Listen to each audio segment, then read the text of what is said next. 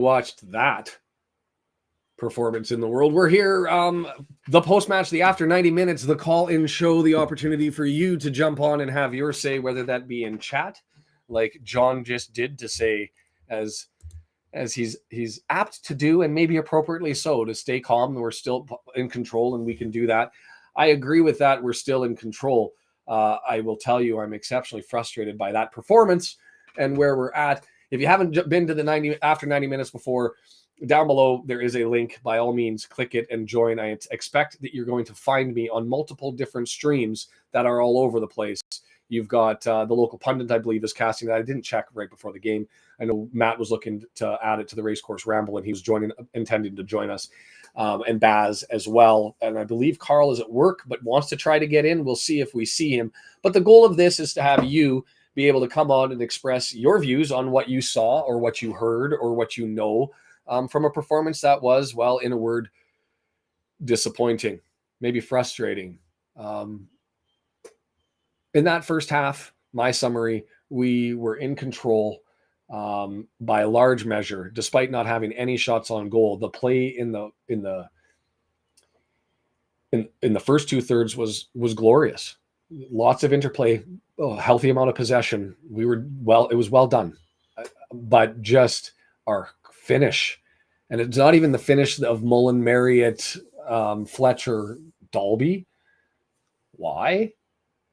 Anyways, it wasn't even our finish. It was that everything that went into the box was just a little bit off. Barnett missing a pass to McLean missing a pass in the box to Barnett. Towards the end of things, Davis missing that pass and just off to Dalby. Not putting everybody. We're getting nervous. We've got the whole team has the collective yips.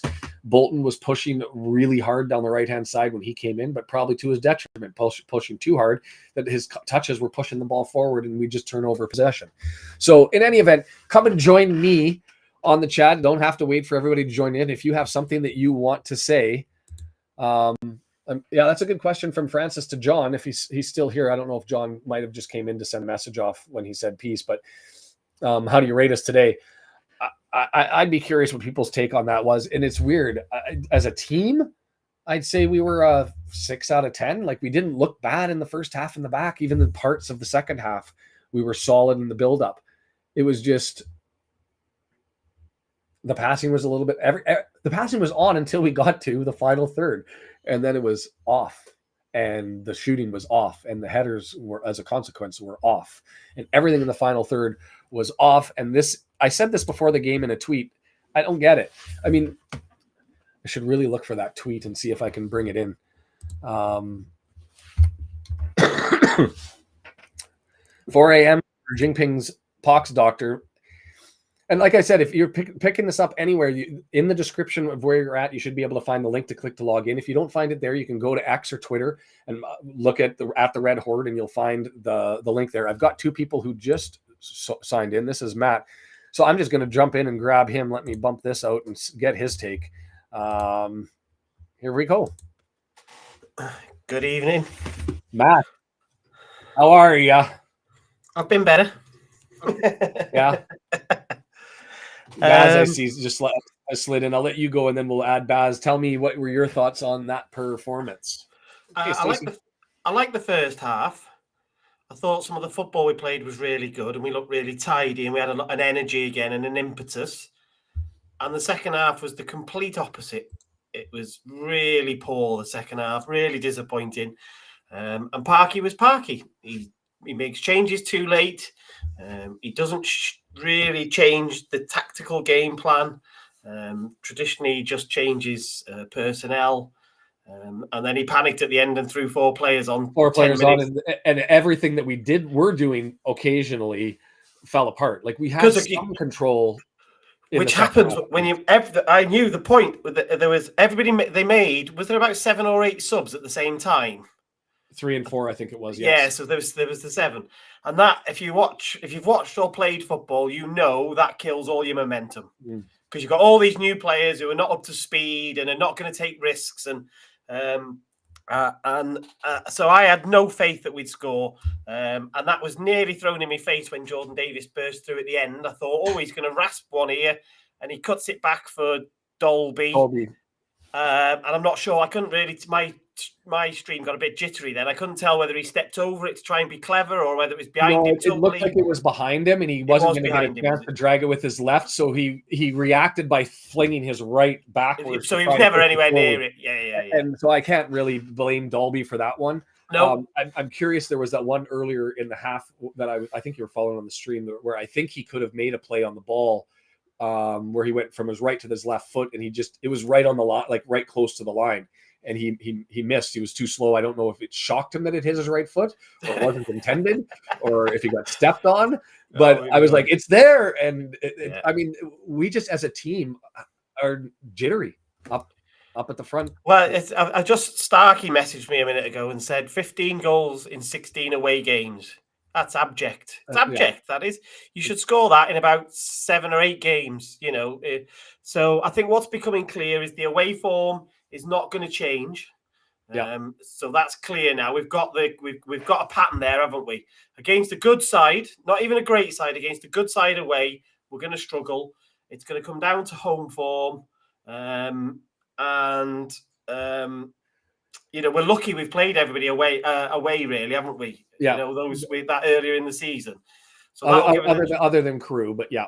Yeah, you know what I mean, though. All the Notts County, Stockports, the Mansfields.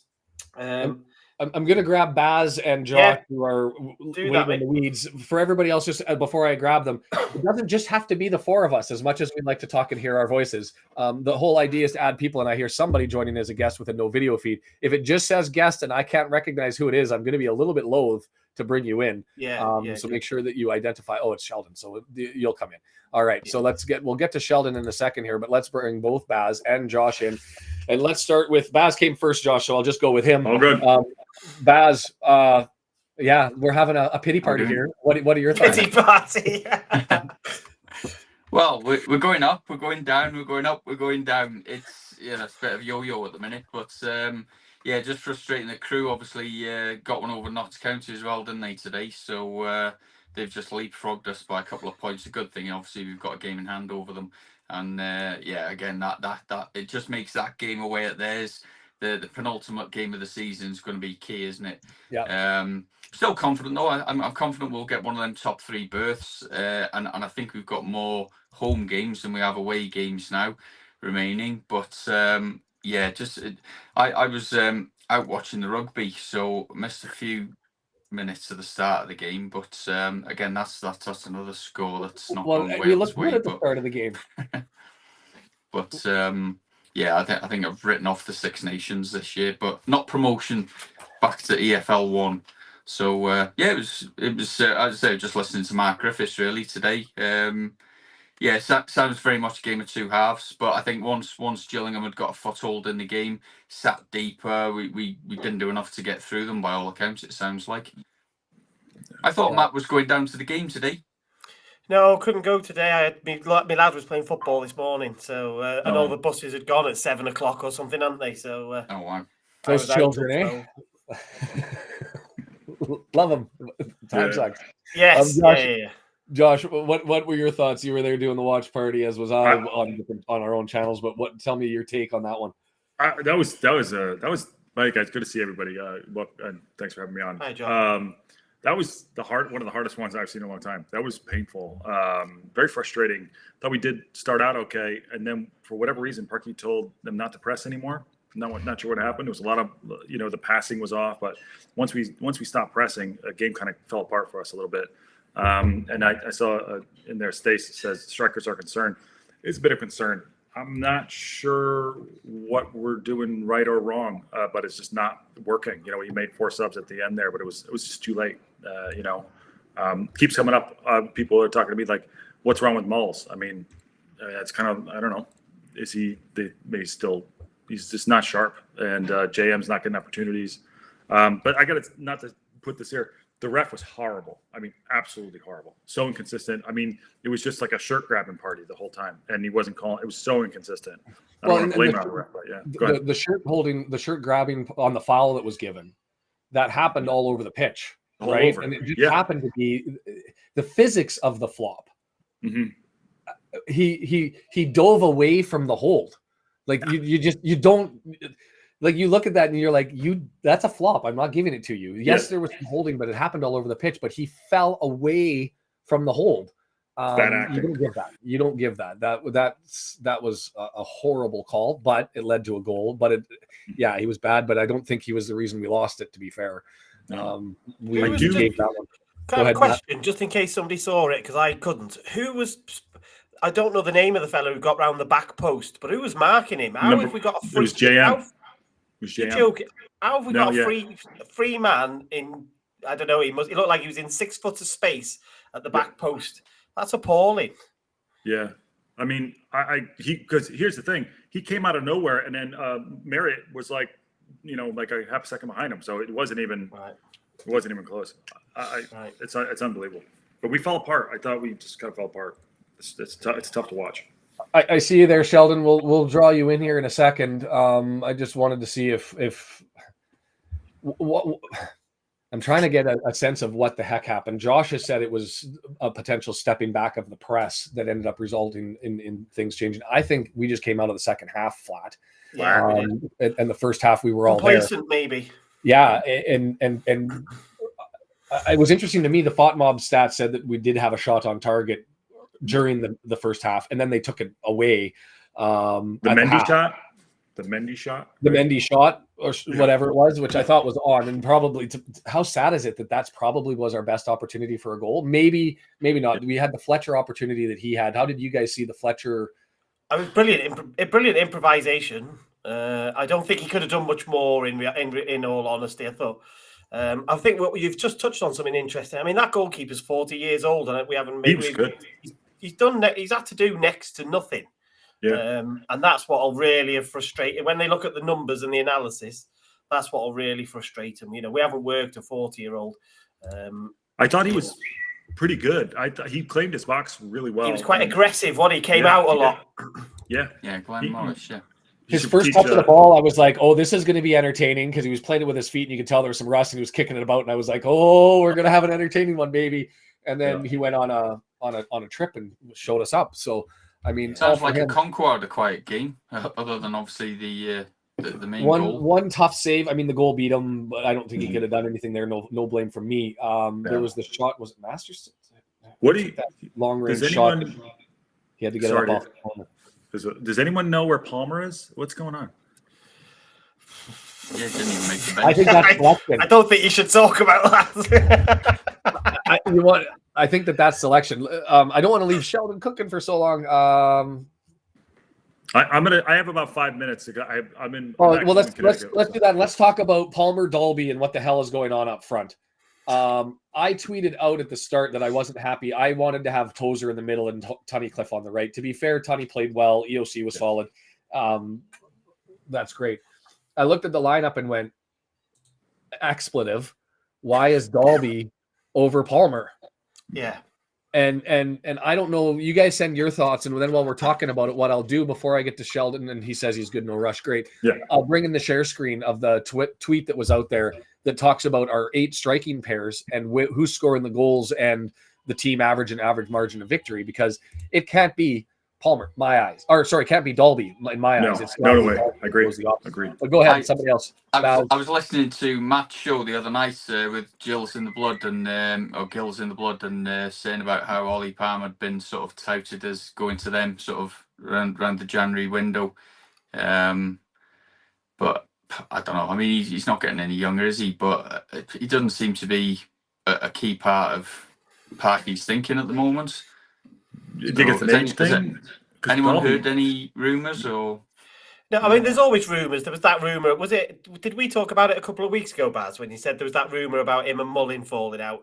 But I think we've had that before, haven't we? I think we've heard that like 12 months ago. It seems to crop up now and again. And I'm not having this thing about, well, he's too bothered about selling hoodies and stuff, that crops up whenever he has a bad game. I'm not having, that one for me doesn't sort of work. The owners pushed it, so they were happy. So anyway, go on that. But I know about 12 months ago, though, I'd go down the race course on a Friday after work, do some interviews with some players, and you'd regularly see Ollie Palmer and Paul Mullin lift sharing together, and they'd go to training together, they'd go back to the club. So I can't see any substance in that at all. I think they get on quite well. So I don't know where that one's come from. The only thing I'll say, I'm surprised because I think he should have been on the bench. But a lot of people wanted him to start, which is fine if you want him to start. That's great. But I've watched Ollie Palmer start a lot, and I've watched a lot of games where he's had no impact. So you know, for me, he's not the starter, but he should be ahead of Dolby. But I totally respect your opinion. If you want him to start, I get that. No problem. You know, that's just preferences, isn't it? But not for me. But he should have definitely been ahead of Dolby. I'm flabbergasted. Yeah. Unless he's injured. Remember, he could be injured. Yeah, I say maybe he's injured. Yeah. I did put a tweet out earlier with my fan hub prediction, which had Marius and Fletcher. I think that's a pairing that I think Mark Griffiths alluded to the fact that once Marius gets a goal, I think he's going to be a real force. Once he gets that level of confidence and just finds his place in the squad. But for me, I think Barney's doing well with his distribution, getting lots of crosses in, and I think once that connection and knowing when he's going to make a run and where he wants to run and where he wants the ball, I think you know, it won't be long and we're going to see him just banging goals in for fun, I'm hoping. But very much, I think what we've seen so far since the window and since he came into the club is that Parky sees him as a like for like with Mullins. So I don't think we're going to be seeing that as a partnership. It may happen, but I agree. I would love to see it. I know he, like you just said, like for like, but just try something different. Big Little's not working. Just something different. And on the Barnett thing, you're correct. Like, in my opinion, like Barnett looks great going down the right side, getting crossed in, creates good space, good rolls. Bad decision making on the strike, but you know, he had a couple really nice breaks today. But just try something different. A really frustrating pass. That pass is going to irk me for a long time. Yeah, the one in the first half. Was it first half? To McLean. Yeah, like, I agree. Too heavy. You hate when you get into FIFA mode and you're like, there it is, and you're waiting, watching, and that's exactly what I was doing. It was going pass the ball too late and too far forward and forget about it. There was nothing. Mecca lucky getting a foot on that. I mean, I was like, where's that going? There's no one even in the screen. You know. While we're here, I'm just going to bring up the share screen just because we're talking about who should start here. Oh, and of course it's not going to. Here we go. Let's go to this one and hit the share screen. And I wonder how big this is going to be. See if I can zoom that in. This is, and I should give the appropriate credit to who did the work, and I'll have to do that at the end when I bring it up. This was from a spreadsheet where they went through all of the games and pulled the strike duos as far as who scored, what their assists were, all those sorts of things. And to me, if the question is what matters is wins, then this is the chart that I wanted to look at. And you can see the 8 different partnerships that we have there. You've got Mullen and Palmer. Look at team average goals. 2.5. Yes, that was topped twice. You've got 2-1, the Bickerstaff Palmer combination, which was 3 times, and they had 1 win, so 2 draws. That was impressive, but a limited sample size in the Dolby Waters thing. 3 goals, but we lost that game. Mullen and Palmer, 8 starts, 2.5 goals, and we have an average margin of victory 1.5. To me, that's the combination that has to go out. Because for whatever reason, whether it's Palmer with his size, holding up people and being able to control the game, whether that's wearing people down over and Fletcher coming as a super sub, whatever it is, that seems to be our recipe to success. And when you get numbers like that, and then you see Dolby come screaming in instead, him and Mullen, 3 wins, 5 losses, and only 1 goal, like they should not be on the pitch at the same time together because it's not jiving. The numbers are showing that, and your eyes show that. So that's fine. That table would be fine if you were aligning all the other pieces to be the same against the same opposition, etc. So that's the caveat, isn't it? That's the little asterisk. And not that you understand what I'm saying, Sean. 100%. I'm not trying to throw it out. Injured. You got different players. Some of them Fletcher wasn't on. Some of these are going to be when, we had red cards that we were dealing with, and some of them against weaker opponents. Right, I think the Dolby Waters one was a cup game too. I don't think they started a league game together. Yeah, Waters never. Yeah, Waters wasn't in the cup. Yeah, it had to have been a cup game. You know, I thought did well playing up the pitch a little higher too, and I thought McLean a little higher up the pitch did well for that spell, and then I'm not sure what happened. I know it's not strikers, but he's kind of playing almost like a second striker there behind the 2, and you know something is not working. Whatever that is, it's just not working. And granted, everyone's gonna be like, "Oh, we're all negative," but it's like, you can clearly see that there's no jive up there. You know what I mean? Two comments there just quickly from Ruby saying the pace and energy seem more consistent today. I agree with that in the first half and parts of this. Like, I wouldn't say consistent, but the pace and energy seem to be there at times in the second half. And then the second one, the comment here from Wayne that says Palmer, maybe he's just having a fight with Parkey. This goes back to the pictures that you took, Matt. Yeah, well, as I did say, I don't think they were necessarily fighting at that point, but he was definitely questioning, what's going on here, what have I got to do, but there's definitely there's just something not right there. And for him to be suddenly sort of benched all the time and left out the squad, there's obviously something, isn't there? Whatever, and we don't know. Ollie's been big time in it, and we just don't know. It's so hard when we don't know, isn't it? That's the difficult part. We're having to guess. I think was he originally signed? Was he originally signed on a 2.5 or a 3-year deal? Because obviously, 3.5, I think it was 3.5. So he's got at least another sort of 18 months, probably. 18 months, yeah. But there was rumours of him going to Gillingham, weren't there? That was there in the last window. They were supposedly sniffing around him, but I think if we get through this league and we go up, I think there's going to be big changes. I think we'll still go up. Has to be even with paying out contracts and stuff like that. It's just that's going to be the reality. Hopefully, we go a little bit younger.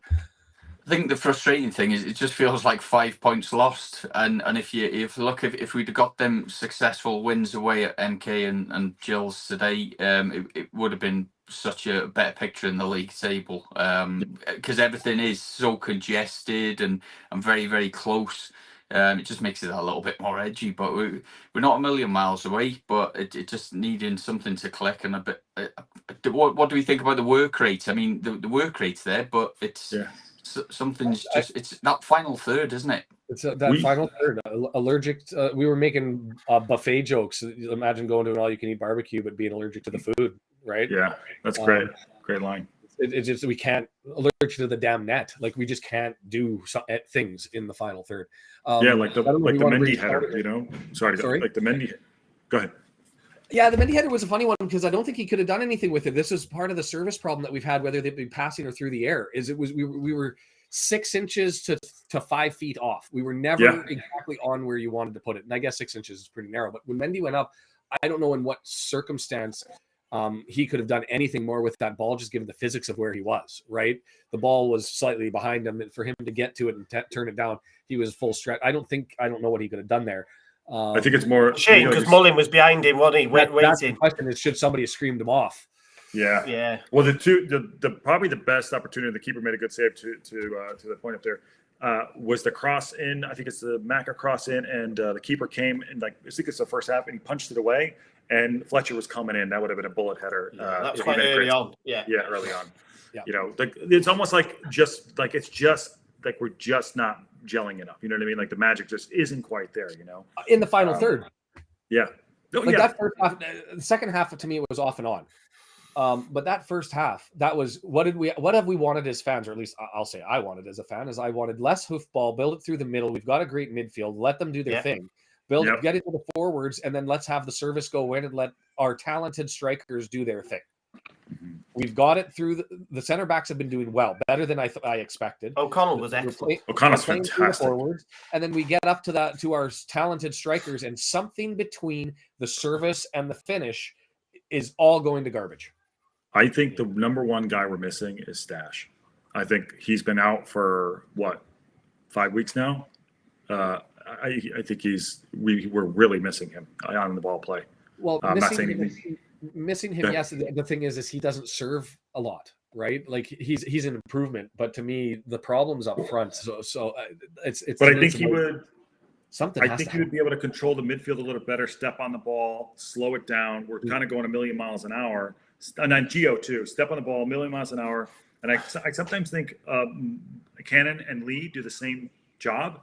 When you need someone else to just kind of like spray the ball out wide a little bit more, just slow it down. You know what I mean? That's. And I know the striking's not there. And I totally agree with you 100%. But like someone on the middle of the park, just to step on the goddamn ball, like, okay, we're gonna take a possession here. That's really interesting. because I really enjoyed the times today where we broke with, I'm going to say with pace.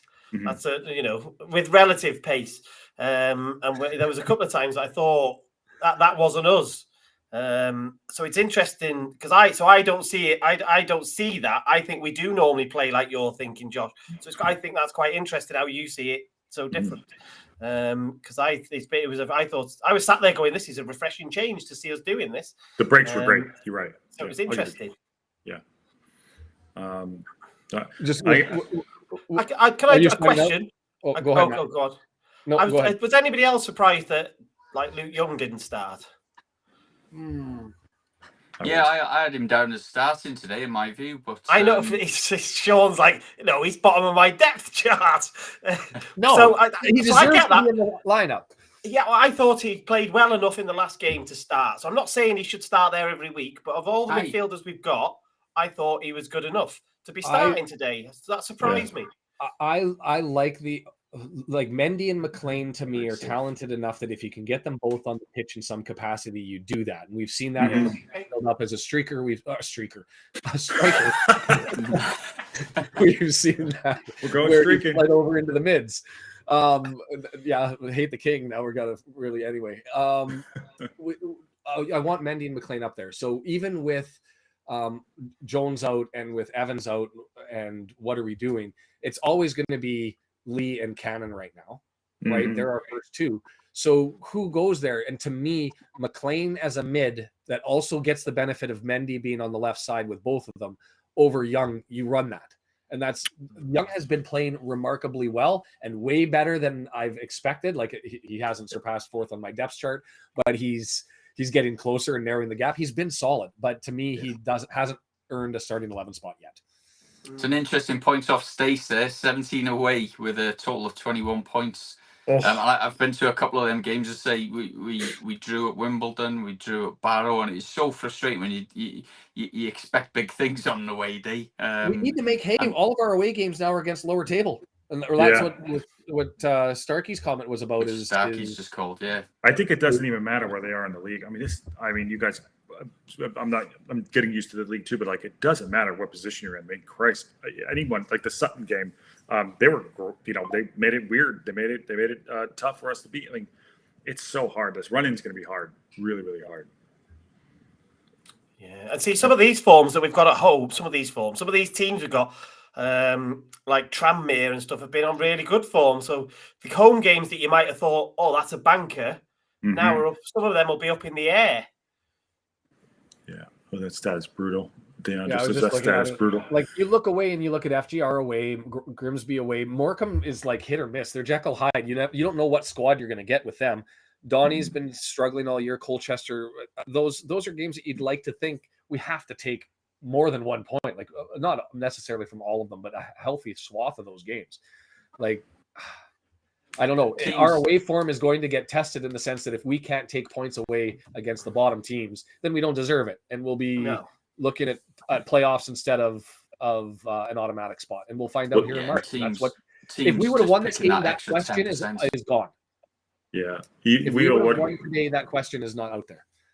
If we need about 85. So we need about 85 points. About 85 points, 80 something, 83. I'm not sure it'll be that much for the top three. You think? Yeah, I'm not sure it'll be that much. But if we'd have played 82 is historically the low point, I thought. I did a 20 season analysis, and I can bring the spreadsheet back up. But if I recall correctly, 88 guaranteed you promotion and got you the championship half of the time in the last 20 years. 82 points guaranteed you a top three spot in the last 20 years. So 82 is the target. If we're just looking to get third place and that's all you want. We have some 6-pointers coming up too. Mansfield. Well, that's a good point that Hugo has just put. The comment that Hugo's just put up. We're going to be going to places now where people are fighting against, fighting for their lives as well. So it's all right saying that they're bottom 6, bottom 7, but they're fighting a different fight as well, aren't they? So yeah. Dangerous, very dangerous. Yeah. That's why I think the Tuesday game against FGRs. I mean, they won today, right? I did. Oh, they were winning. I haven't looked. I've just seen they had a red card as well, so one of their. They've beaten Tranmere. I mean, they've beaten one of the most informed teams in the Yeah. league. They've beaten them at home, and they've been down to 10 men. So you never know. it was a late red. It was a late red, to be fair. But, So not a lot of help on the scoreboard other than the Stockport Swindon draw. Yeah, Stockport seemed to. Has anyone seen them play? What's going on? I know we played them last game of the season. Has anyone seen what the deal is not with them? since they played County about 5-6 weeks ago. I haven't seen them play. Yeah, I've seen highlights, but nothing, not detailed. So I think the overall frustrating part of this, I think Sean, you hit on it earlier, was like the door is being left open and we're not walking through the door. Like everyone's kind of, I think, so that's probably the overall frustrating part, other than us not scoring goals. I hate to say this as a new Wrexham fan, but that's pretty much Wrexham, isn't it? Like you talk to the fans, the historic fans, is opportunities to do things and move up, and opportunities to set the table for a good future. And you make it hard for yourself. But then I always find that quite interesting because there's nobody at Wrexham anymore that should relate to, is it? It's all new players, it's all new staff, it's all new owners. Yeah. So it's always an interesting one, that, isn't it? When we say we're going to Wrexham it for the Parky out stuff. I don't know the answer to this question. He's still on a 12-month roller. I'm not a Parky out guy. I just wish that I would do something different. Just the same thing over and over and over again. Like Brian was, I don't know if he's here, but was on the watch party and said, well, the subs are coming in like 3 to 5 minutes. And it was exactly like, you just know. And it's so great. Personnel change comes in. And the only question that you have is, are you pulling 2 or are you pulling 1? Andrew, I don't know if he's here, was screaming, go to a 4-3-3. Anything. I thought he could do that, like you said, getting some of those players on. He just won't. And I got some people are privately messaging me about being positive and things like that. Like sometimes you have to have a little bit of criticism. You can't just be overly like whatever. It's like change it up. I totally agree with you, man. Just do something a little bit different. I'm going to take the opportunity to bring Baz back in, and I see Rousey's joined as well. And I want to grab Sheldon. Are you signing out, Ben? Yeah, I got to jump because I'm with my family, but I want to come on and say hi to you guys. And well, let's grab Sheldon. I see that Rousey's here, so let's do this and just bring Baz back as he was here, and then I'll get to you, Rousey, in just a moment. Sorry, let's just bounce through here, and here goes. Baz is in. The wife rang me and it cut out. I was wondering what ended up happening there. So, Sheldon, just quickly let us know what your thoughts were, where your frustrations and your get out of jail cards are for the club, and generally thoughts. Yeah, very disappointing. I actually enjoyed the football. Obviously, the first half was really good. Yeah. That's what we've been asking for, is keep the ball down, play through the team, and we looked like the better team, even though they got a couple of little occasions here and there. The one thing I would say, obviously, the missed opportunity is a problem, but another issue now, to me, is just what is this going to say to FGR? What it says is they can get a draw with us easily enough. They've been drawing with a lot of teams because obviously they're not winning many, but they did beat Barrow. And I think this also says to them, go for the win. Yeah. No, I agree. It's they were saying in the commentary, to be fair, that if somebody goes on a run now, you're guaranteed to go up. You might even win the league. If somebody puts together a little six game streak, and we're kind of stumbling, Stockport are stumbling, Crew are coming, aren't they? And Mansfield are being pretty consistent. Consistently there, grab it by the scruff of the neck and move the damn thing across the line, right? And that's what it's asking for. It's asking for it, and we're not. That's what frustrated me today. I watched that first 10 minutes.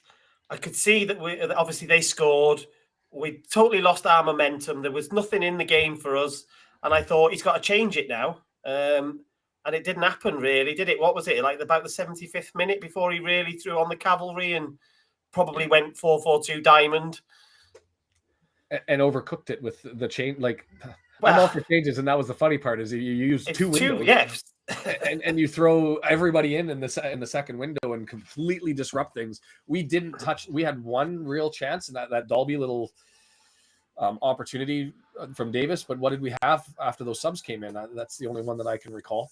I don't know. Where Yeah, do we go seven- from here, seven Sheldon? subs. Francis? 7 subs. Yeah, I think look, I think Mansfield is definitely looking the best for the league at the moment. I think Stockport is patchy. Forgetting about wins and losses, Mansfield just seem to be winning their matches well. And when they're drawing, or even if they lose, they don't lose badly. You could potentially say, well, they should have won that one, but got unlucky. And that's not where we are. When we lose some of our matches, we deserve to lose. And some of the ones we're winning, we deserve to lose those too, or get a draw or whatever. So we're on that dangerous line. However, I still don't think we're in a bad position. I don't think Barrow and Crew are the dangerous ones at the moment. They're on a bit of form. They're the ones we need to watch. But I still think we're better than Crew. And we do have a lot of home games coming up, and and a couple of easy-ish away games as well. In March, the end of this couple of games, next 3, and then into March, we have a good run. I was actually looking at the run-in for the end of the year, and Stockport that actually have a slightly easier run than us, not by much, but a little bit. And Mansfield actually have a bit more difficult finish. So the potential is there. But again, I don't care about. I was looking at Crew. They've got a bit of a cakewalk. Morecambe, Donny, Sutton, MK Dons. Oh no, that's not. Yeah, Wimbledon, Gillingham, FGR, Accrington, Morecambe again, Grimsby, us, and Colchester. So they're done through some of their tops. I don't think they've got as much squad depth either, have they? But when you look down just below MK Dons, who are below us, Barrow now on 53 points, so they're 6 points behind us, playing the same amount of games. Obviously, we're lucky that we've got a game over MK Dons, Crew, and Stockport. But obviously, Mansfield now still on 33. If they win that game in hand, then they're 3 points above Stockport. And to say, I'd agree, Sheldon. I think they're looking ripe for that top spot if they keep that consistency. They've won 4 of the last 5 games, so they're looking good for it at the moment. And the goal difference is far superior to Wrexham's. Let's not forget that, because Mansfield Town's goal difference 38, Stockport 29, Crew 16, Wrexham 15. Yeah. So if you look on that basis, Crew deserve to be above us. But I think they haven't got as much depth. I don't think, have they? I want to I just want to bring Rousey in here if I can. I don't want to let him sit there for too long. I see him sitting there patiently waiting for us. And I do want to come back to this question, though, at the bottom of Bolton and Barney in the wings with moving McLean into the midfield, and whether I don't know how strong they are off the left boot. But Rousey from Australia, I don't know if I put the mature audience blurb on this. Throw that out there as a caution in advance. How the hell are you? And what time is it in Oz? It's 20 to 2 in the morning. Oh, so yeah, fair play to you. So you're groggy. Yeah. You've suffered through watching that. Give us your summary, and whatever tirade or otherwise needs to well, that was a tough one to take, and that sucked more than a sailor at sea. I mean, fucking hell. Like, I've actually started when we were watching the game. I thought, oh shit, here we go. We're on for a good one here. But they're just not getting it over the line, not kicking it to the right areas in the box. It's don't know why we can't string that together away in our away form. And I think that's where the problem is. And yeah, I've said it before. I don't think Dolby has a place over Palmer. Palmer needs to start because Dolby he's not in the right positions. So yeah, that really sucked. And yeah, I think I'll saying about not getting it over the line. How salty have MK Dons been this week? Yeah. Not happy. But fair dues, we don't get many chances like that, do we? That I did like, and I can't remember where I seen it, somewhere on Twitter, that somebody'd done a mock-up VAR where it sort of pivots around and there was about 2 millimeters not over the line, so it definitely wasn't a goal. It wasn't as good as the Nigerian flag that came out this week. Did you see that one? Oh yeah, seen that one. Well, they say, the X or the social media VAR is probably a better technology. So, there's that. But yeah, we got lucky there. I think I said that on my pod this last week. We were insanely lucky in that game. But this game, we looked so good against them. But I don't know, just. I don't know. I think it should have been a 0-0 draw by the way things kind of fell. That was a lucky goal, but yeah, I don't know. I don't know much to say. I mean, we can bounce back. I was like, I don't know. I mean, I was frustrated with two of the selections. One of them, I shouldn't be frustrated with after the game. Tunney played well, at least not much to do, but when called upon, he was there. He did have a play that on one of the corners that I don't know if that was his job. I want to go back and watch the whole thing and find the play that from the overhead, the original, because the replay showed him screaming in to defend a corner from the opposite post as though he saw something. And I don't know if somebody came loose or if he wasn't paying attention and that was the person he was supposed to mark, but he came over and rescued what could have been a really dangerous opportunity. And I missed the buildup. But other than that, I didn't really notice him. But Dalby, my God, I like the kid. I think he's got a future, but he's just he's not the answer up front right now, and I'm frustrated when that comes forward. But he wasn't the reason we lost today. Nobody did a damn thing for service into the box. Anyways, I'm raging. I'm ranting. Just a quick one. Did you see that post I just tagged you in, Sean? Yes, it's the prognosticator that talks about where we're currently at. Yeah, 82 points for Crew, and it has us in fourth at 81. I mean, it takes into account form there as well.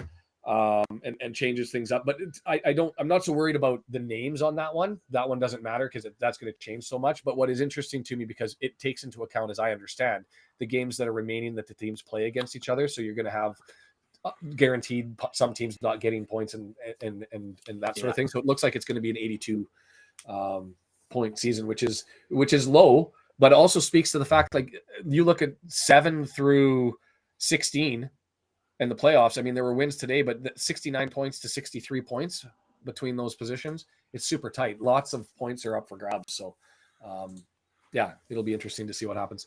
Before we jump on one of the comments, hold on just one second, Baz. Jesse Baz, hold on 1 second. I just want to, for everybody that's here, there's 47 of us streaming from different people's channels, whether it be the Aussies or Matt or Baz or me or Local Pundit or whoever.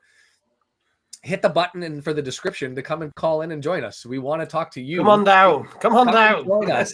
The water is warm. I like all of you guys, but I also want to talk to everybody else. Baz, go ahead. Sorry. Oh, sorry to interrupt there. I was just saying, Jesse put a comment about Rousey being an absolute trooper with it being 2:00 in the morning. But I was just figuring out on the 7th of April, your clocks go back and ours go forward. Does that mean it'll be nearest to midnight then, or? Yeah.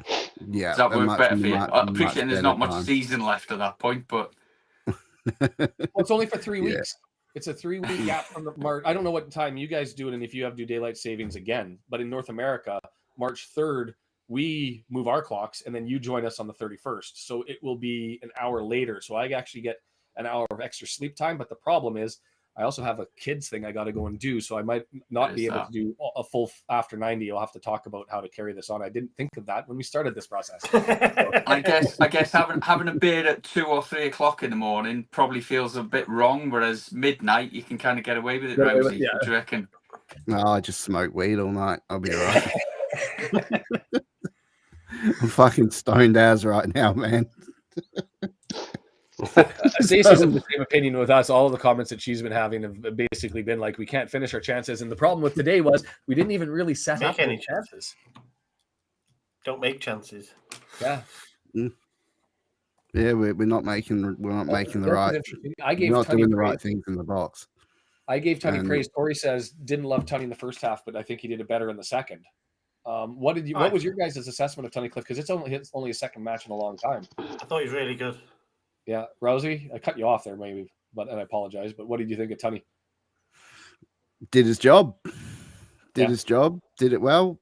You know, I thought he was great. So he just came on and did what he had to do. Our backline was definitely not the problem today at all. I thought, O'Connell looked really good in the centre. And yeah, Tony Cliff, came on, did his job. So, and didn't Clough have a good game? He got involved in a lot of stuff, and I thought he made quite a few crucial run stoppers. But our backline definitely is not the problem. Mm-hmm. Yeah. I don't know if anybody else wanted to jump in on there. I like this comment from Gareth because it says our last 10 games of form. I will say we've gone through some of the harder teams potentially and a lot of away games. I mean, it feels like we've had 2 home games this year. Is that what we're at? January 13 and one other. It just feels like it's the perpetual roadshow. But I think that there are games for us to turn this around, which still gives me optimism and hope that we're in control. I hate the fact that we're not answering the questions that are being asked. I think I can't, turning things around. Like obviously, all we can do at the end of the day is focus on our form, but there's other games being played as well, and those results can go our way. They might not go our way. Mm-hmm. But that does have a big thing. We could probably win the next 3 games, and the guys above us could draw or lose the next 3 games. It really does. I think at this stage of the season, it's going to really start depending on what everyone else's results are as well. Yeah. It's so tight at the top that we can actually leapfrog anybody in first and second. So it makes me less nervy that we will drop out of the top 3 because we're not sitting in third on our own with first and second 6 points ahead of us. Yeah. It's absolutely a fair point. We've got another comment, Chris. If you were joining late, we talked about Young before. I think most people said they would have been content with him in the starting lineup. I'm the only guy who was maybe a little bit off on that as an option. Where do we go from here? FGR is coming up. We're on the road. I mean, I don't think we change our back line. Frustrating maybe for Tozer, but I don't think we change that. On our wing backs, there was that question that Tori asked earlier that can either do you think that Bolton or Barnett are better than Mendy and McLean and should be playing on the opposite side? No, Matt never says in a no. month of Sundays. Okay. But is that what he meant, though? Is that she? Is that what they meant? Were they trying to say get them both in on the right somehow, rather than having one right and one left?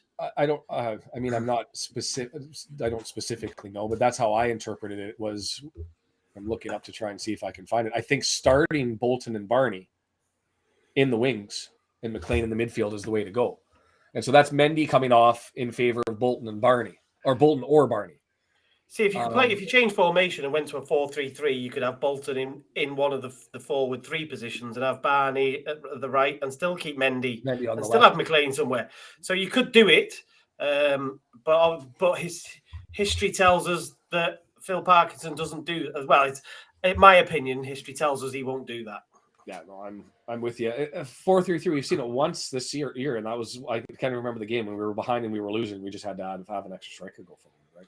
Yeah, I think Parky's brought Bolton in as a replacement for Ford, really, isn't he? Which he tends to go like for like with Barnett, but I don't think he's going to be too experimental. A bit thin on the ground with the midfield. I'm glad Jordan Davis got a bit of time today. I think he's hopefully going to get a bit more airtime because I think he's wasted away really at the minute. But with Elliot Lee out of form at the moment, I think Parky just needs to be bold, bring him in. I think he'll be chomping at the bit. I think he was unlucky today. I think he had an effort just slightly over the bar, didn't he? Around 75 minutes, something. He was there for the crack. I think, Matt, it was last time we were doing the After 90 Minutes, you made the suggestion that there's something about Davis that he's got some magic to him at the end of the game. Like he just seems to be able to find things in the final third.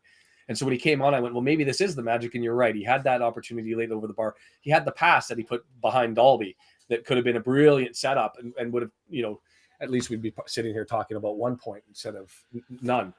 And so I like Davis. I don't know about him for a full 90 yet. Just he wouldn't have the fitness. I get nervous in times. Yeah, but Lee, I think still has a benefit of just for the control factor But I do like Davis as a sub coming in and screwing things up and shaking the branches towards the end of the match.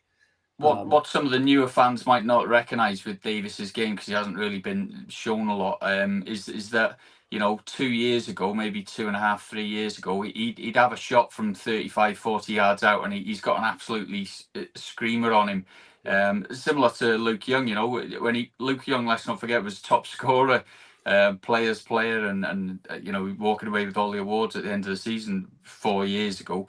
But there was a spell where I got frustrated because Luke Young was sort of playing a lot more deeper in a role to sort of enable play forward, and that element of his game was sort of taken away from him since Parky's come in, which you know, as a value. But you know, when you've got players who've got that in their locker, both you know, Young and Davis, they can put a bloody good shot in on goal from 35, 40 yards out, and they've pulled off some belters in the past, but we haven't seen a lot of that in the last 3 years, probably.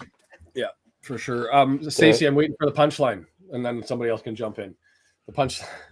I think she's just as high as I am. Yeah, one thing that's been bothering me is obviously we're not firing very well. We're not going down the road of 3, 4, 5 goals anymore at the moment. And it's making our counters against us look really, really dodgy. Our back line, there isn't enough defence there. And maybe that's why we need to look at the 4 at the back that just stay there, form a line and stay solid. They can push up when they want to push up, but they're there to defend those breakouts. Because when we're only scoring 1 goal in a match, these counters, you can have the worst team in the whole league. They get their one chance, they break through the line. There's weak defense at the back because there's only 3 of them there, and they get through and score that 1 goal. That, you know, if we're not scoring at the front, we need to make sure we're not letting them in at the back. Yeah, how many games has AO saved us with great saves? It's interesting. I think that's an interpretation of how we play that formation, because for me, I think with the fullbacks, we play it too often, perhaps, especially at home. We play too defensively with those wing backs sometimes, and they are like defenders. So it's interesting how you see it, as I say, compared to how I see it. And I think if we went to a 4, we'd potentially be even more exposed. I think he's doing that because he likes the safety in numbers. He likes having that third centre half. Okay, but maybe I'm wrong then, but I'm more specifically saying on the counter. You know, when our wide guys are gone up the front and everybody's attacking, it leaves the 3 at the back.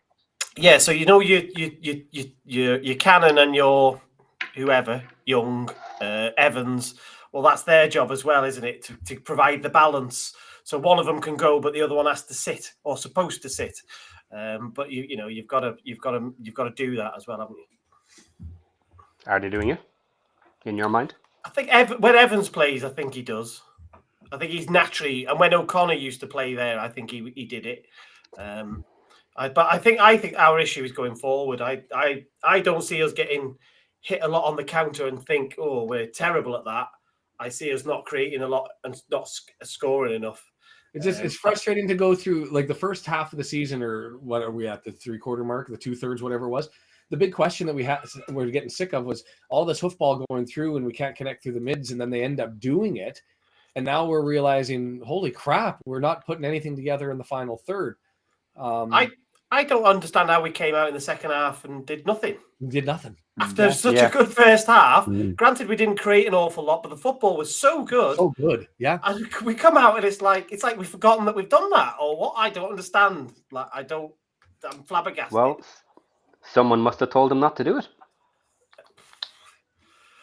Yeah, there is that. Is that not the only sensible answer to that question? Is they were told not to play like that? It's too expansive. Shut up shop away from home. We can't be playing like that. Be safe. We're happy with a 1-pointer getting out of here in a 0-0 draw. I hadn't thought of that because it was so good. I hadn't thought of that. So you could be right, Sheldon. Could be right. Sheldon, yeah. I can see the message. I'd hate to see the message. A reminder, I'm going to have to 10, 15, 20 minutes away from now wrap this up, and we'll go our separate way. It's usually an hour. But by all means, we're looking to talk to other people. That's why this was all set up. I like everybody here. But feel free to jump in and join and share your thoughts, whether you're here. We've got over 40 of us. So if you want to talk, I would also welcome somebody from Gillingham who's eavesdropping, who wants to come in and tell us what their thoughts were if somebody's eavesdropping as well. Can I just point out a tweet that came out from Mark Crichton? I don't know if you've seen it. I haven't been poking around on it.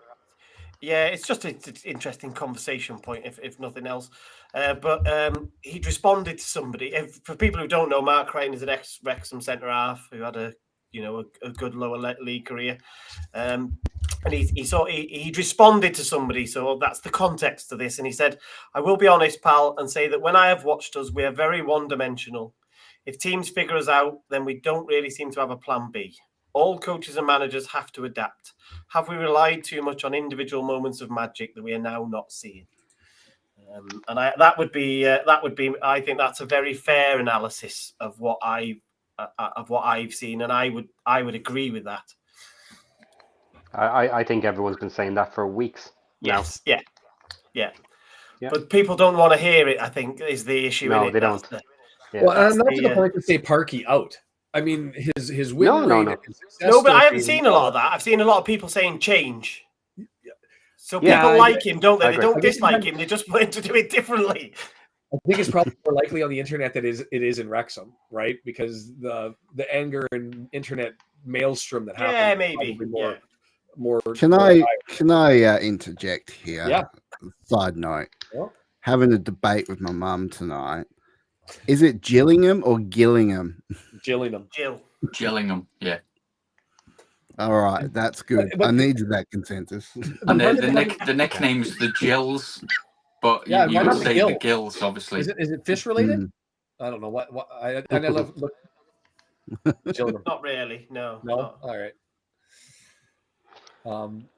Yeah. Well, that settles that debate. Oh, yeah, that's sorted. That was easy. Okay. What else can we fix in the world? What other fights are you having with your mum? Let's get into it. I'm going to show her this clip. I'll be like, "See, I told you." I have a slightly different way of looking at this. Just see what you think. Let's assume for a moment that we have had this bad run of form earlier in the season. So we had the bad patch at the start. We came back and did okay. Then pre-Christmas, we had our bad patch. And in January, early February, we were doing better. And if this was like the first time we were getting up towards our third place, would everyone be happy? Yeah, because you're trending upwards, aren't you? Yeah, because you're trending up. Yeah. That's the feeling. Whereas at the moment, we're trending downwards, I guess, aren't we? Slowly. Down. Very I think slowly, one of the key contributory factors, though, is the fact that certainly from a defensive point of view, there's too many rotations, which it's great when you're trying to get some minutes into players, but not when you're looking for consistency. And I think that was very much the frustration in the first 10 games. Obviously, we didn't have Mullin in after his difficult injury, and strike partnerships, the midfield and the defence are all being rotated, and I think that's the same problem we're faced with at the moment, which is quite frustrating, really. He's got a few injury queries, but I believe Matt, you've got Tom O'Connor and Fordy interview coming up soon, yeah? Providing that they turn up, because when we go to these meetings, they have a habit of sort of pulling guests at these meetings. So, providing they turn up on Thursday, I will be in theory, be in the same room with them and be able to ask them a few questions, hopefully. So I will put a post out. I forgot to do it. I'll put a post out so people can fire some questions that if I get a chance, if they let me, I'll ask them. Last time Humphrey was there, I was quite I went for him, so they might not let me ask any questions again. I was like, why have you stopped everybody vlogging? And why are you telling everybody to take the club badge down? Why can't the fat boar have the club badge on the side of the wall? And as an international, we were laughing about it. What was the answer? The vlogging one was that he basically said that they'd been asked by the EFL to ask people not to vlog, so that's what they did. That was it. That was his answers. So, bull. I have spoken with another source in the club that's advised that it was a couple of vloggers who were putting out match highlights before the official highlights were out, which you're always going to be on the naughty list if that's the case, but also the fact that what was it? They just come to a head with the club because they were just being a bit naughty really in the way that things were getting promoted. So a bit frustrating really. Yeah. Mansfield fan just chiming in thinking that we'll get playoffs, and it has been an impressive first season. I mean, going back to Sheldon's point, if we were on the uphill tick right now, we would take it. We'd feel like everything was going and we were marching towards the top, right? So it feels like our legs are getting swept out, and it is a different circumstance. But at the start, you'd still say we're sniffing around an automatic promotion spot. I think everybody would have taken this at the start of the year. I still think we get there based on our home form, our strength of season 7-6 at home, and who we've got away and who we've got coming. We've got 6 pointers with the teams ahead of us. It's in our hands, and we do like late season magic. I just wish we did the mid-season make it easy on us, and we can't. I hope they go up as well. Yeah, I really like my thought. They were the best team I've seen so far, and I think they've been the most consistent. And if I could take Nigel Clough, if we could have had Nigel Clough from the start, I'd have stuck their ends off. Yeah, he was my pick. I've seen 3 of their games now because just over this year they've played when Wrexham hasn't, and they've been, even though Stockport gave us the 5-0 beatdown. I've been impressed by Mansfield on all 4 games I've seen of theirs. Yeah, so excellent. It'll be interesting to see. We got an hour or 10 minutes or so left. I've got somebody who just jumped in, and so let's not sleep on it. If somebody wants to talk, it's Mr. Starkey himself. So let's grab him and pull him in. We're Wrexham. And does he know that I've pulled him in? Sorry? I do. He does. The poignant pull pause. Tell us your thoughts, sir. Oh, sorry, Rousey. I brought him in. My bad, Rousey. We'll come back to you. Starkey, go ahead. Sorry, Rousey. I'm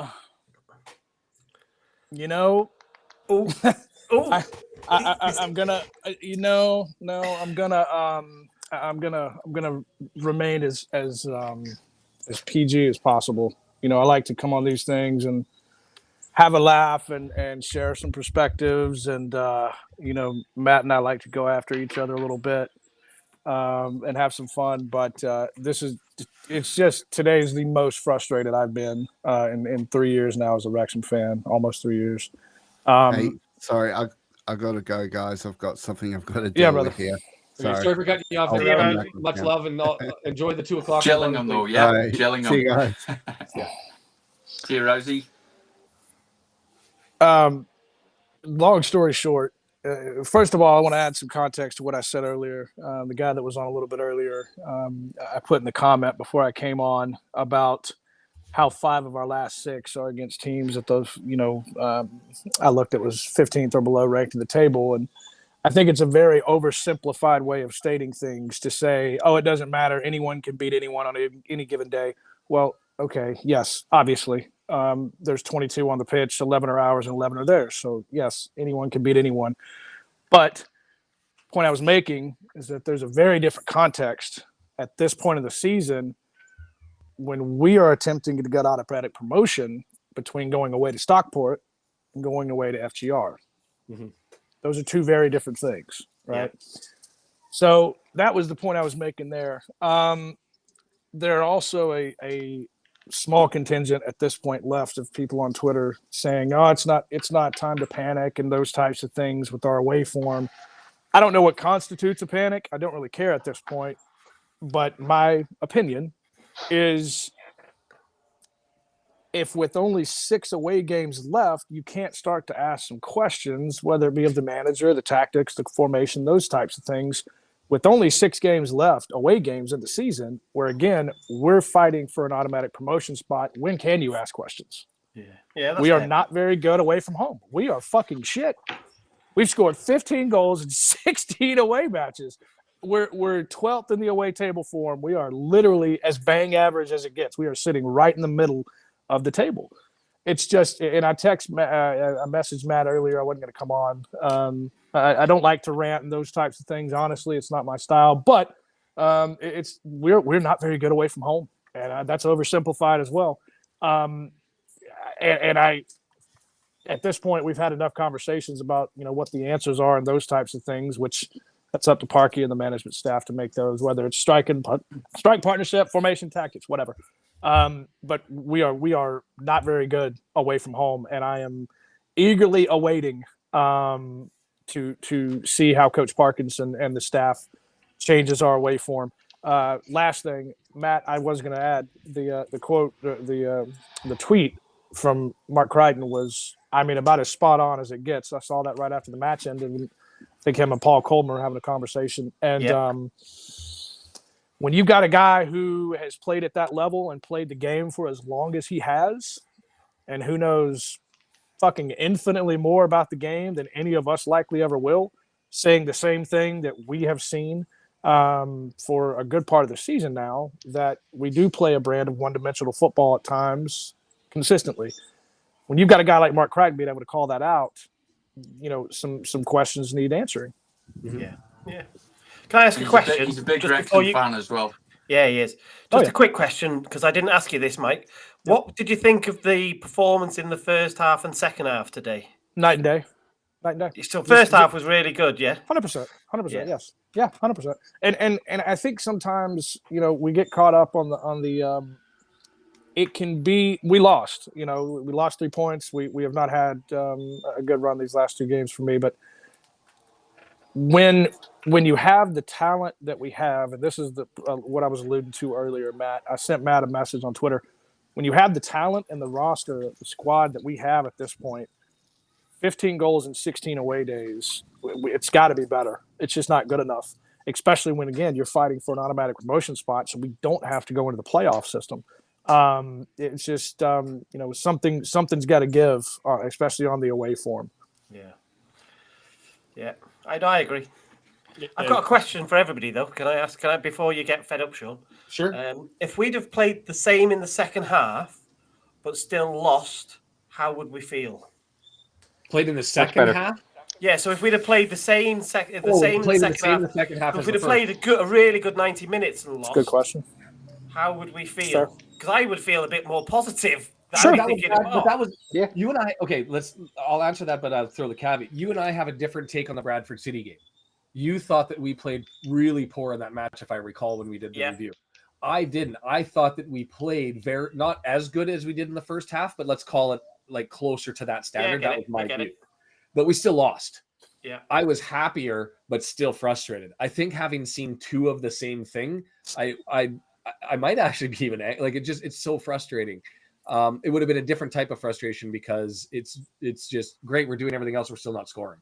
So I would have been equally as angry, I think. Okay.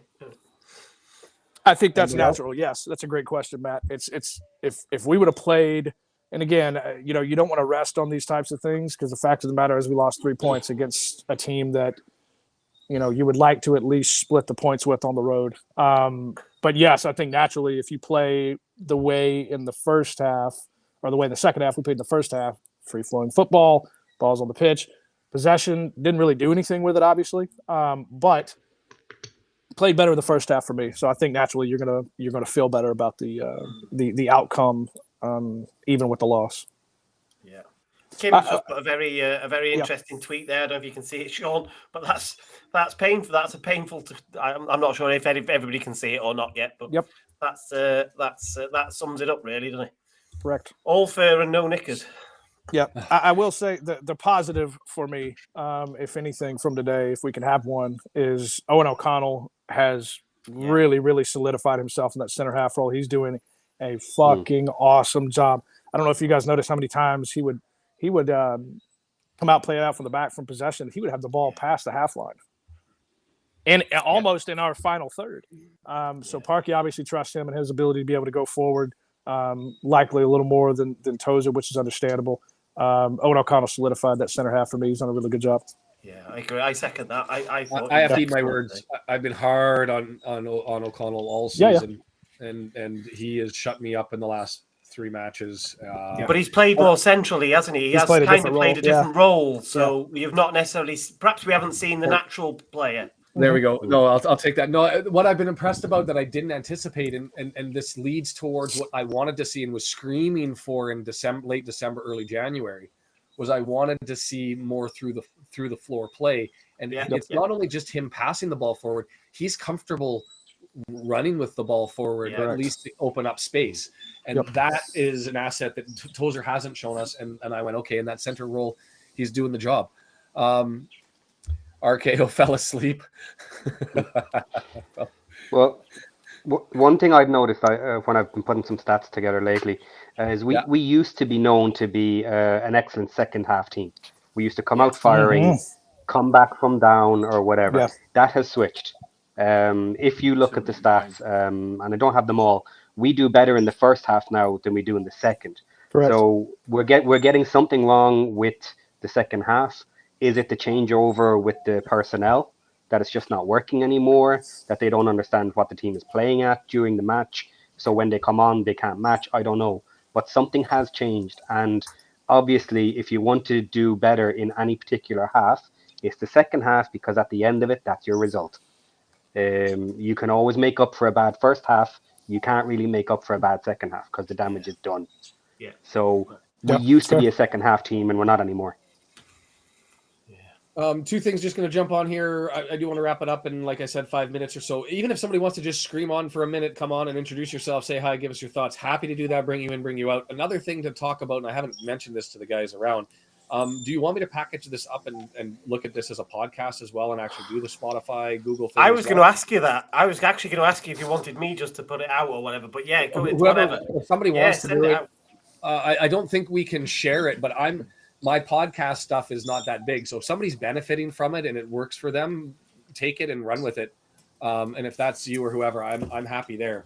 I just thought let's talk about it after, because I was waiting until we finished to ask you about that. Yeah, I was, and let us know for the people that are listening here, because it's hard when it's not video, and then you have to change the perspective a little bit as to when you're talking to make sure everybody knows what you're referring to. But something to talk about. I see nobody else joining, and so let's look at this positively going forward, or at least try to build things up for where we're at. We've got FGR. If I understand correctly, they're undefeated. Are they in the last two, and they've got points in 3 of their last 4. So, do I have that right? I'll check. Draws, lots of draws. I'm going to go for a win there. You know, two wins and a draw in the last 4. I've just been looking through. I've just been looking through the last how many games now? 13 games remaining. So 39 points up for grabs. I'm gonna put my cock on the block, and I'm gonna say with 30 points still to go, I think we'll gain 30 points, which will put us on 89. So I think Tranmere at home, Mansfield at home, potential draws. You watched that game today, Baz? I tell you what. You watched that game today, right? They're all going to come back. They're all going to come back from injury. Parky's going to get it sorted, and I've got to feel a bit more optimistic because is a free agent this week or what? Like what's going on? Unless I missed it, we didn't talk about the injuries, did we? No, because they are not coming back anytime soon. They're going in for more scans next week. They are gone for 3 weeks, 4 weeks at minimum. Yeah. So we might get TOC back. That's the only one who's. I haven't heard about the scan on the speculation of emergency loan market potentially. That's been an option in the past, but I think for me the games I'm most nervous about now would be Tranmere at home, because I think they'll bring a big crowd. Potential banana skin. They've had some good results. Mansfield at home, they're a dominant force. Crew away. Could possibly get a draw there if we're on form by the end of the season, and then Grimsby away. I think we might lose that one, but other than that, I'm going to go for a win. Forest Green, Accrington Stanley, Morecambe away, Harrogate at home, Doncaster away, Colchester away, Crawley home, Forest Green Rovers at home, and Stockport. We're just going to smash the fuck out of them on the last day of the season. We're just going to sneak into them last 3 spots. Just Sean, can I pick up on what you were saying about Forest Green? Yeah. Because I think that's where you're going. Just interestingly, those wins, they've beaten Barrow away, and Tranmere at home. Those are no mugs that they've beaten, have they? And like TJ says, new manager, fresh blood. They've obviously, they're a different proposition. But the flip side to that, which is what Starkey is saying, is if you've got ambitions of winning the league or going up automatic, you can't be going to those places and not winning, really. Correct. Well, interestingly with FGR, they're actually playing better away. at the moment as well. They are. They're playing very poorly at home, and they're actually getting their draws and their wins away. Which is why I use that example. It's a very different ball, which is why I put in the chat earlier 5 out of 6, 5 out of the last 6 away, or basically the bottom half of the table. It's a very different beast going to Stockport away and going to FGR away at this point in the season. I agree with Kim. Kim's got it. Kim's on it. She knows. She's just got another great point. Okay. We need to get her on here, Sean. Kim does need to join. I want to know Kim because Just trying to be optimistic. Yeah. Okay. But she's bear in mind that the emphasizes time that everybody's Forest opinion. Green Rover come back to the racecourse, third game before the end of the season, hopefully they may be relegated. But mind you, that could be a dangerous one because they're playing with a bit more freedom then. So, whereas we might be gunning for that. Dover were that relegated, final weren't they, when they came? Yeah. Yeah. Okay. Dover, Very quick question. 6-5. How positive are you guys that we will have the top 3 decided before our last 2 matches, before we have to play Crew and Stockport? No shot. No. No I shot. think If we Crew would and have MK taken are the going to 3 be right points up there today, still. if we would have taken the Sorry? 3 points today, I would have said I think we've got a shot if we can take care of business here over the next games against those lower table teams. Agreed. The loss to Gillingham today closed my expectation that we'll have things figured out before the last 2 games. Agreed. Making it harder. By that point, Sheldon, I think one team will have the top pot. They'll be in top position and probably secure a top 3 spot, whatever that may be. But I think there's going to be 5. Well, the other 4 teams, MK, Crew, Wrexham, Stockport, are all going to be gunning for that. And I think it's going to be quite close and edgy the last couple of games. But hopefully not. It'd be nice if it's done and dusted. But then again, we went down to Torquay the last game of the season. It was a bit of a damp squib. All the players had been on the piss for the week, having secured the Boreham Wood victory and then promotion and top spot. But it makes it's a bit more exciting on the last game of the season when there's something to play for. But Well, we can Guys, play I'm gonna jump off. Always a pleasure, boys. Thanks for doing these. Thanks, Turkey. Enjoy. Awesome having you here, and I appreciate it. Yep, beauty.